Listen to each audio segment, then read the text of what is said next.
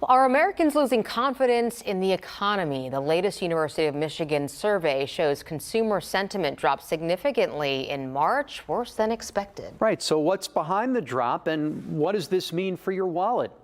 Let's bring in Ted Rossman, Senior Industry Analyst with Bankrate. Ted, great to see you. Thanks so much for joining us. So what's the biggest factor weighing on consumers right now? It really comes down to two things, tariffs and inflation. And they're related, of course, because the fear is that tariffs could lead to higher prices. Consumers have been lamenting higher prices for a few years now. Inflation continues to come down, but a lot of the damage has been done. A lot of people were expecting prices to roll back to 2019 levels. Consumers, I mean, not economists. Unfortunately, it doesn't work that way. Prices are still growing. They're just growing more slowly. The cumulative effect is really weighing on household budgets.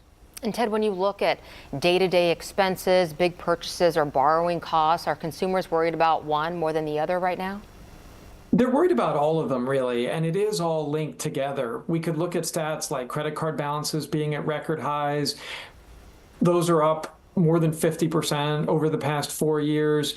Interest rates remain high, in large part in efforts to fight inflation. A lot of this just kind of stacks up.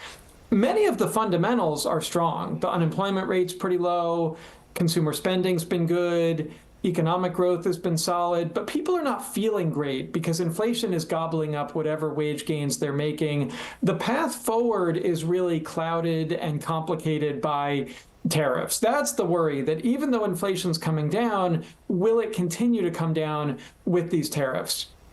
And the million-dollar question here, a lot of folks thinking about this right now, should we be worried about a recession? The good news is that despite some of these negative headlines, most economists are not expecting a recession this year. Goldman Sachs pegs the odds at only about 20% over the next 12 months, which is a good thing to remember here. I know people have been concerned about their investments lately, but let's look on the bright side. The stock market hit a record high about 3 weeks ago. Today was actually an up day. I know there have been some worries on Wall Street, but that should not affect how the average person is managing their money. Your investments, if you have them, are still probably close to record highs. A lot of the fundamentals are still good. The rough week on Wall Street was more about noise, just more about tariffs on, tariffs off, uncertainty, what do we expect? That's more of an investor thing. Consumers should just stay the course. And before we let you go, Ted, for those who are feeling the squeeze, what practical steps can people take to protect their finances and really stretch their budgets right now? Stay the course with your investments. No need to make long-term changes to your retirement plans. All of that should work out just fine. When it comes to debt management, we do want to prioritize credit card debt because those rates are the highest that most households are paying. The average credit card charges around 20%. A good tip there is to get a 0% balance transfer card and avoid interest for up to 21 months as you pay that down.